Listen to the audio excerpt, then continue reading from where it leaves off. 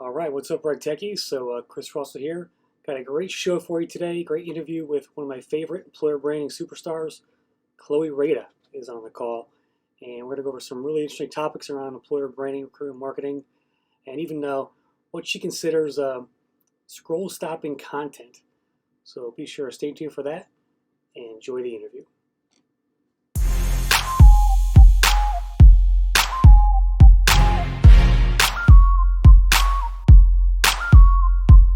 Welcome to RegTech. It's awesome to have you. Thanks, Chris. I'm so excited to be here. We've had several conversations, but we finally are making this dream come true. I know we've known each other, I don't know, 10 years probably. And is this the first time you've been on my show? I don't remember. It is actually. I've been a guest in the background, but like contributor, I guess I should say, on some of your webinars and whatnot, but not a sole guest. So again, thank you. Awesome. Well, we're glad she's here today. She's got a wealth of experience for the audience that I really want to tap into. I want to start, Chloe, with by asking you about your previous work at Sodexo, because you spent many years there at that company. And to me, that was one of the sort of the first employers I saw that really embraced employer branding way back in like 2007, 2008, around then. You guys, I think Sodexo was one of my clients on Jobs and Pods at the time. We were doing some podcasts with them. But take me back to those years, and what were some of the lessons you learned from your time there about employer branding and marketing jobs?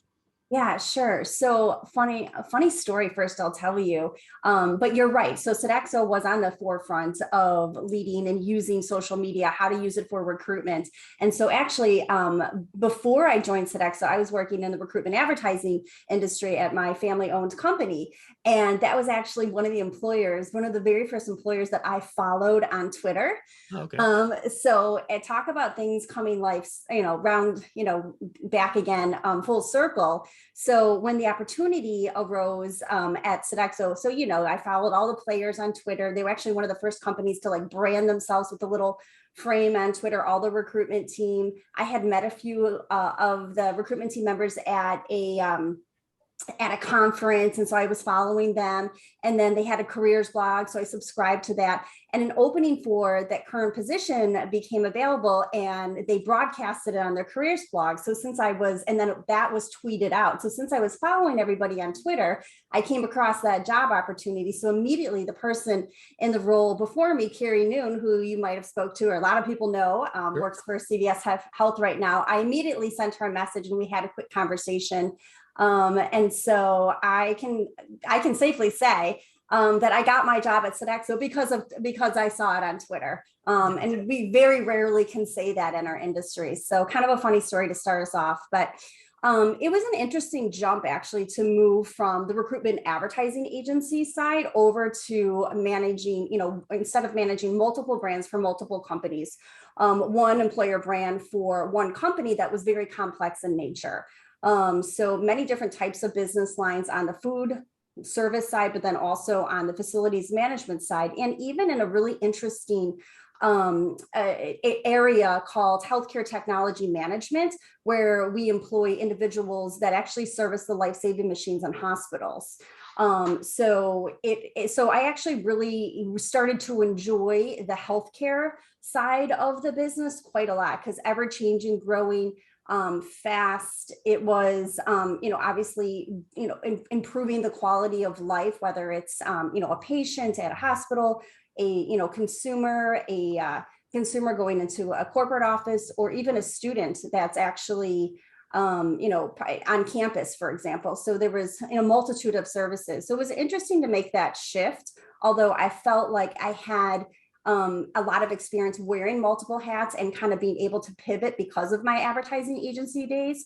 Yep. So, coming in and managing a brand that had so many different legs, so to speak, and sub brands within the overall Sodexo, one of the biggest challenges I think there was we had a large name presence, huge global employer, like 18th largest in the world, but nobody really knew who they were. So we had to employ a lot of brand by association where we could. Now, you can't, when you're in a service type business and sourcing service, which again, I am in today at Syneos, but you can't often say your client name.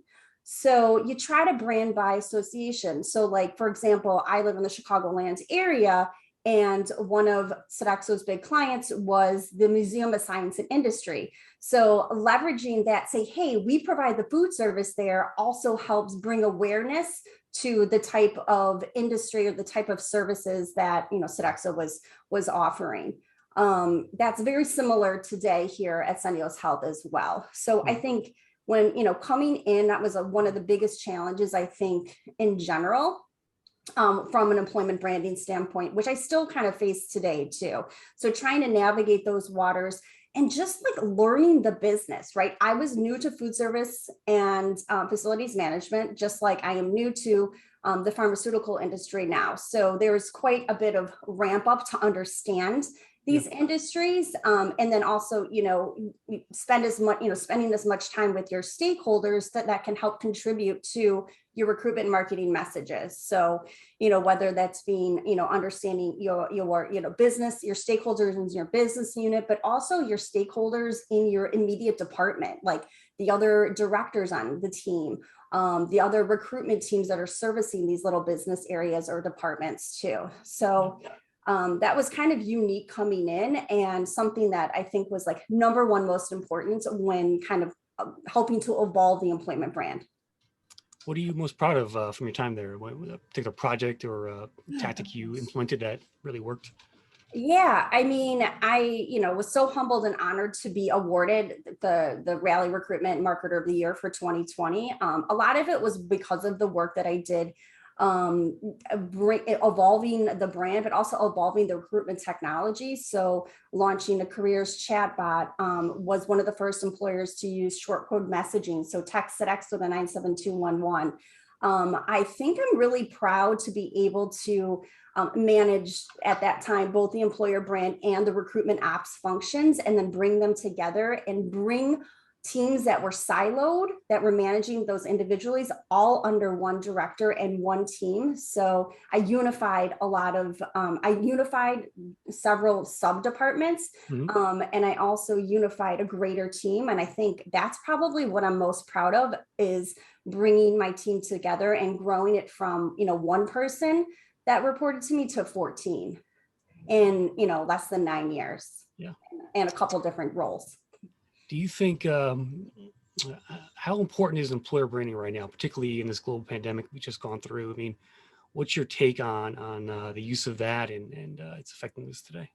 Yeah, absolutely. I get this question a lot at Syneos, and you know, when you're talking about what's happening in the labor market, what the application rates are dropping, but the job openings are rising. I think it's important to be able to screen your differentiation, right? So that actually is a direct line into what you need to do to bring to life that employer brand, bring more awareness. So really focusing on content that's going to, you know, scroll stopping content, as we like to say. Leveraging content that's going to help, you know, under the candidate from a very candidate centric approach, having them understand, you know, a day in the life, but also more importantly, like the impact they're going to make. And if they feel that they're going to have a sense of belonging and inclusion at that said company. I think those are the two most important things that I'm seeing right now, from, you know, a macro, if you're looking at it from like a, you know, macro standpoint, from employer branding. Obviously you got to drill down into your areas of needs and be more specific and localize campaigns for that too. But you know, what is scroll stopping content? Describe that for me. So it could be, you know, it's not text only, right? So it's the use of video. It's specific uses of video. I actually am hiring right now. So I created, as a hiring manager, a video talking about what I'm looking for. And I introduced 2 of my team members in the video, and those engagement rates went through the roof. I had over 6,000 views on that video. I'm actually about to make an offer. So I feel like one of the things that it did, people had, they took notice. I had so many people that weren't even interested in the position because they were happy where they were, saying, I really like that approach. I really like that video. And guess what? It got them to respond to me. And I think getting people to respond to recruiters, your sourcers, that's a huge challenge right now. So you got to break through that clutter. So that's just one simple example. I mean, you know, you could also do some really cool things visually as well. But, try to take off that wallpaper. You don't, some things when it's up there for quite a while, you just, Yeah. you don't see it anymore. It's not of interest to you. It doesn't grab your attention. Right. Well, speaking of that, I clicked on your career site as I'm looking at it right now, Oh, and on one of I think you had three buckets there, but I clicked on one of them, and I see these really cool video cards in the bottom right of the page, and they're kind of just automatically scrolling through them. First of all, what is that? That's awesome. Tell me about that. okay. So you bursted my bubble, but that's okay. So Okay. this is like a very soft launch right now. We literally just made this live yesterday. Oh, So, wow. if my boss, Ryan Maglione, is listening, hey, I haven't told you about this yet, but it's cool. I promise.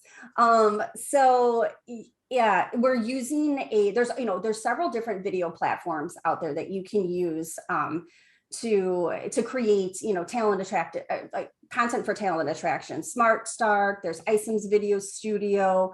There's a couple other ones out there too that I would recommend.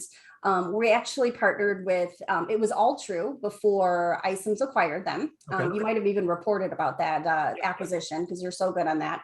You're always the first to know about things. So I'm not surprised that you noticed these little cards. So it's simply just like a video, like an embedded video widget that sits on our career site.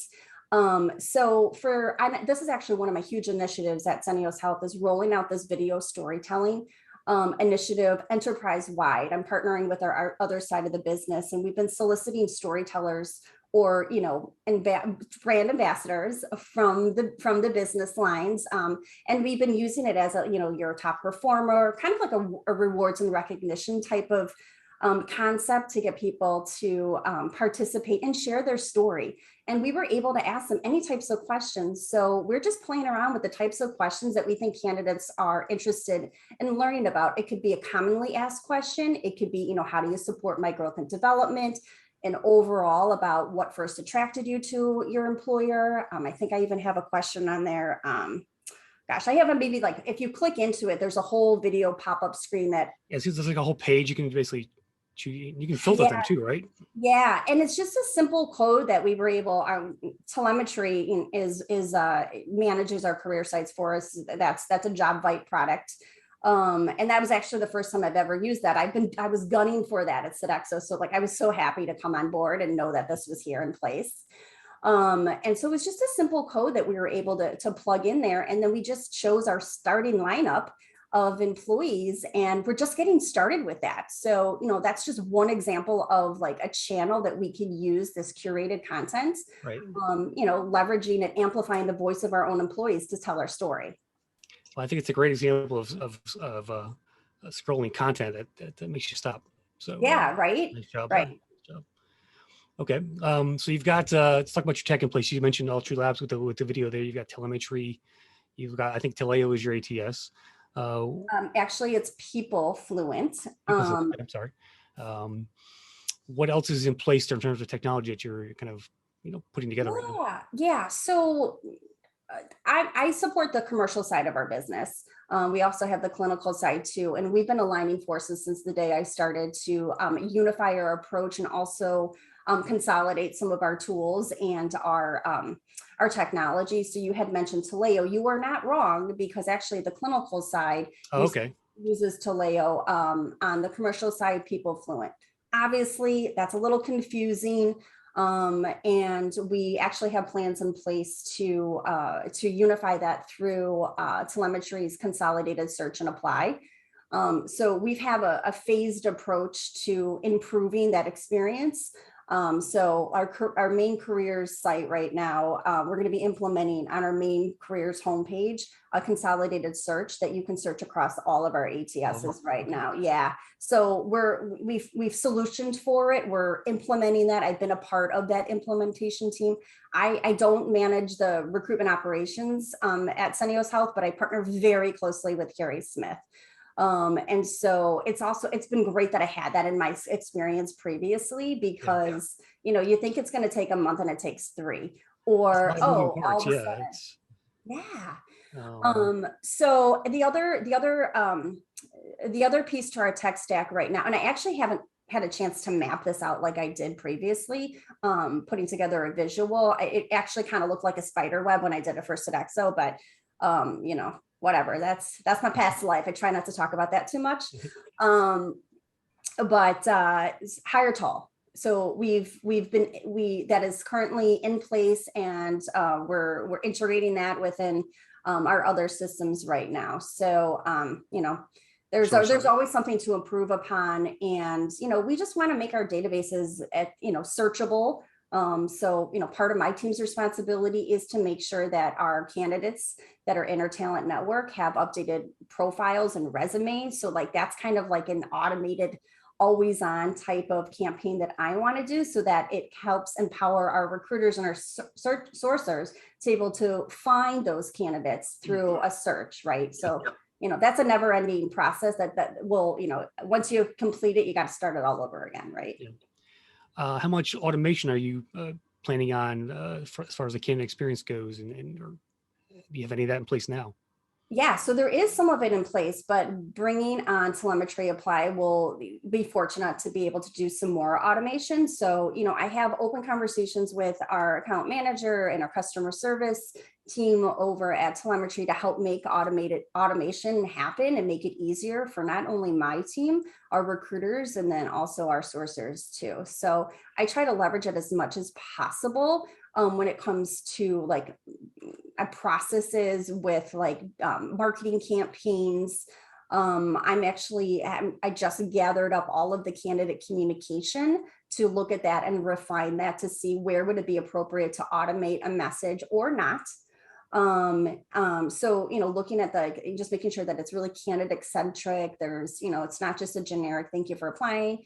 For example, on my thank you for applying, I'm actually asking our SVP to record a video thank you that will either be on the landing page or will go into one of those automated campaigns. So, technology can be your best friend or your worst enemy.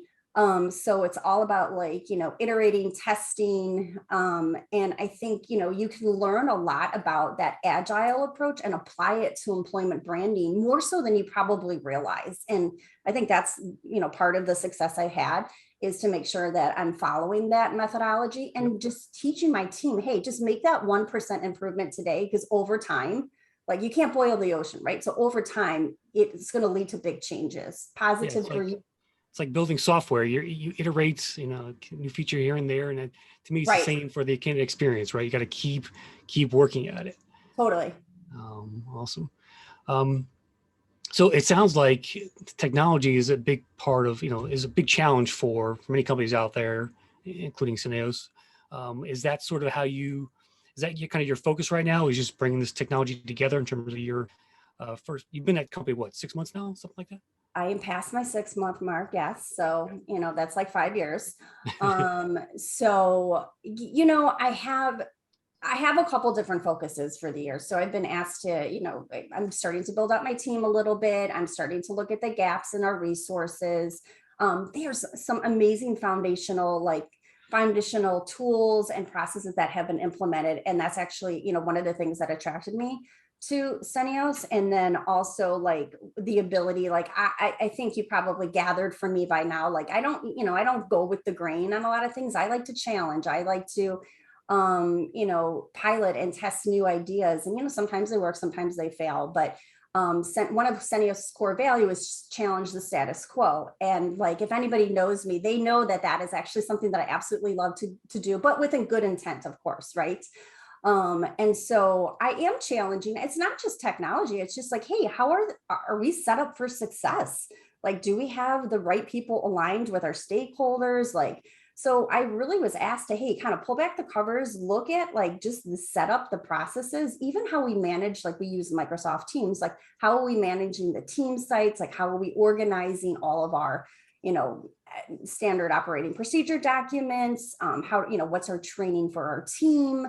So I would say like the big things and I was of course asked like, hey, what are your goals for the year? So yes, it is about, leveraging technology for the storytelling platform, right? Working very closely with our ops team and our ops director. to implement that. They help us get through technology procurement, because that can be a very long process, and get it vetted through legal, which is something that we had to do for quite some time. But also, like, kind of the two other areas of focus is refreshed messaging for our business units. So like kind of validating and testing the EVP. Like, does it really, like the employment branding, work here matters everywhere? Like, what does that mean? Is there something new that we can add to it? And by way of launching the video storytelling campaign, I get all these awesome transcripts, and I can call through that to see, okay, what else can I use to extract to make some cool new headlines and content? Right. So those kind of go together. And then my final, that's a great point. Let me stop you there. It's hearing from your actual employees. That's where you get your messaging from, in my opinion, right? So I did, when I was recruiting, I did a survey, of course, and I used their exact quotes essentially in a lot of the recruitment marketing I was doing. And to me, that's the most authentic, genuine way you can go about it. But just to touch on that, if you could. Yeah, absolutely. And then like the two other areas of focus is just like creating really tight partnership and collaboration across my peers in my organization. So, developing, brand governance, looking at things that are more like what is going to be more effective, looking at post performance, content performance, of course, like, energizing and engaging my team. So there comes with like that empowered experience working with me and my team. And then of course, I am also very analytic. So I use both parts of my brain, not just the creative part, but I also have a goal to improve our like branding dashboard and to set something up similar to what I've done in the past, and make that automated as much as possible. It's not going to be automated right now, but we have some really smart individuals on our ops teams that use the Power BI tool. So we've been having conversations about how I can hook up to telemetry and hook up to our social channels to get that information to have a visual that I can report on, that's showing, our growth and our followers, and seeing the engagement start to soar with some of the efforts that I'm putting in place. So always looking at that from an analytics standpoint, so then I can know how things are doing and what I can improve upon. What are some of those key metrics? You kind of touched on it there briefly, but what are some of the key metrics you look for when it comes to social media, your job pages, things like that? Yeah. So, highlighting, quarterly wins, content that's performing really well. So like we launched one of our very first videos, was from, her name is Siobhan, and she's actually on our commercial solutions career page. For the last, like, I don't know, however many months, most commented post of all time. Right. So, and we didn't actually even prompt her to do this, but people started saying, "Oh, what a great company. We really love you, Siobhan." She actually took it upon herself and she responded to each one of those comments. So, I mean, she couldn't be a better brand ambassador for us. I mean, we obviously we chose her for that reason. But so highlighting things like that and showing, the before and the after, kind of like, here's one way to increase the engagement and then, bring more eyeballs and more people to follow us. Right.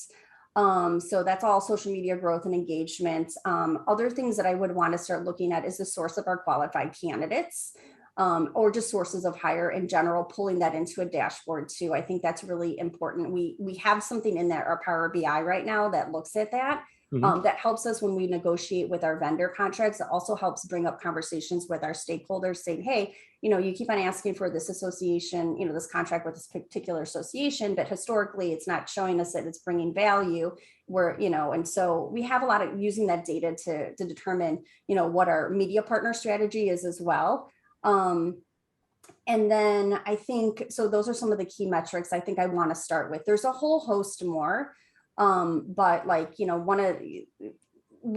have kind of like a grassroots, shareable content program going on right now. I'd love to be able to add onto our tech stack, an employee advocacy tool at one point. But in the interim, our grassroots is via email. And then also, I keep mentioning LinkedIn because that's actually our number one source of hire.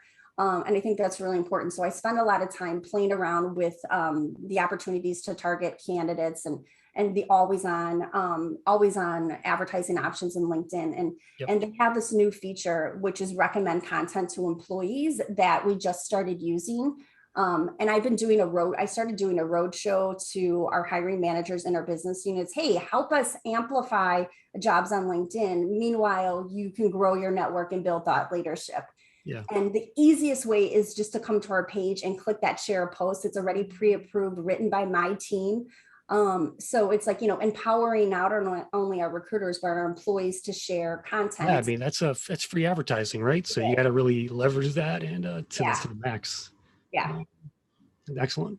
Do you get as far into the weeds as far as like, Google Analytics? Do you go that far, Chloe, as far as the analytics side? Yes. Okay. So that's probably like my weakest area is Google Analytics, but I have awesome team members. Actually, our agents my company owns 9 agencies in the medical communications, public relations, and advertising space. So we've got some really smart people that know how to set that up for me. And I actually had them set up a data studio visual for me for my main page of the career site. So yes, I do look at traffic. And I'm going to start doing that as we're actually going to be relaunching some messaging within our career site later in the year. And that's a combined effort with the digital team for overall syneoshealth.com. So yes, that's going to actually become very important as we start to do some paid campaigns and SEO too. So not quite there yet, but definitely yes. And so our career sites are hosted to telemetry. So there's just some baked tools, analytic tools in there that give me kind of a good idea of like, hey, how is my traffic faring? Right. But, I think there's some work needs to be done. Definitely. I love diving into website stats like that. It's just fascinating stuff. Bounce rates, time on site. And oh yeah. Absolutely. And the other data point that I look at is my team manages a quarterly employee referral program communication strategy. So I get a biweekly report on our referrals by business units. So I'm like a pivot table queen. Anthony Scarpino, my first boss at Sodexo, taught me all about that, right? And so I love to slice and dice data. My ops team is way better at that. But I'm enough to be dangerous and to actually glean those insights. But, just kind of looking like, hey, and pinpointing, like this is when we had a banner up on our intranet talking about employee referral program. And then we just kind of mapping where the spikes in the amount of referrals and things like that. So I do look at all that data all the time. That's just a small portion of my job, but it really is important because it helps set the stage standard. Also helps for you to ask for additional investment, or it's like that's like the proof in the pudding for me. The proof is in the pudding right there. I want to ask you about job seeker activity. Have you seen that come back at all in the last couple of months, or where are you in terms of your applies on the sites, things like that? Is it worse? Is it better? What's going on? Yeah, no, it's not rebounded. It's becoming more difficult because candidates have more options and more offers on the table. So it's really now about making sure that you're moving through that recruitment process quickly. You're not leaving your candidates hanging, and you're offering them, a good compensation from the start, right? So I think we've had some major successes in some of our areas right now. They're filling more jobs than they ever have, and that's in the communication, our communication side of business. But it doesn't mean it's not difficult, right? I think it takes that much more effort to convert those hires right now. And so, throwing advertising out there isn't always the solution either, though, right? So it's kind of a delicate balance of that always on and then more targeted and more lead generation type of approaches right now too. Yeah. Yeah. Very cool. Just a couple more questions for you, Chloe. We'll certainly appreciate your time today. Oh, yeah. I wanted to ask you about TikTok and the TikTok resume experiment that they tried recently. What are your thoughts on that? Give me your initial reaction. Okay, so I mean, I am guilty of scrolling through TikTok, especially at the beginning of the pandemic when I was bored at home and, bored in the house, which is one of like the favorite and one of the original favorites back in the early pandemic days on TikTok that I love watching. But I think it's just very hard. I just don't know if all the tools there are yet for the employer to make a difference. Now I've seen Well, somebody. the concept of someone applying via video resume, just what's your reaction to that, first of all? I'm scared by that. I think that is hard. I just don't know how that would ever get approved legally at our organization, especially because we're global with the privacy laws too. Yeah. I'm concerned about how that would actually look. Hey, if you're a small business and you're testing it out, and you're having success with it, good for you. I'm in a highly regulated industry. I don't think it would be right for those highly regulated industries just because of the privacy, the compliance. I'm sure there's some loopholes I think Chipotle was one of their test employers there. I mean, they're a big company. And to me, the way I looked at it was these are leads, right? These are people who want to work for your company. They're not applicants yet. So that's the way I looked at it. But I guess you see a little bit differently, huh? Yeah, well, okay, so they're leads, but then what are you doing with those leads then too, right? You can generate as many leads as you want, but then it's what are you doing with those leads? How are you continuing to engage with them? And I think that's kind of where we don't know. It's like you got to create a special workflow for them, which, that's what you do, right? So they're unique. And so you got to figure out how do you convert those or what do you do with them? And then, you got to have somebody available to kind of court them through, right? You can't just leave them out in the wild.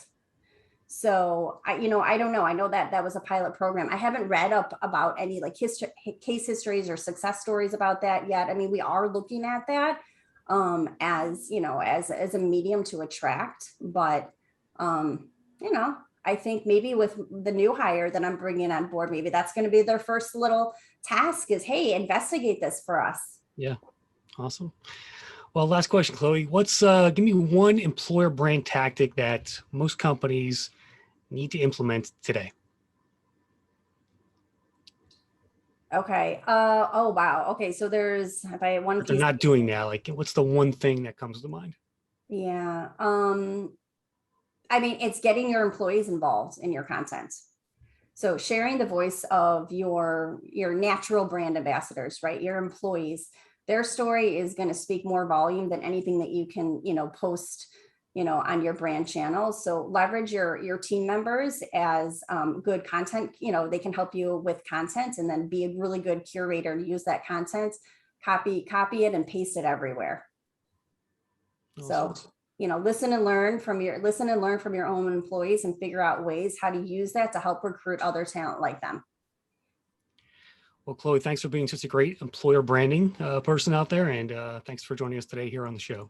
Yeah, thanks for having me, Chris. Have a great day. All right. That will do for this episode of the RecTech Podcast. Be sure to follow us on the socials, Facebook, Twitter, LinkedIn, via the @RecTech Media handle. See every podcast, video, and blog we publish.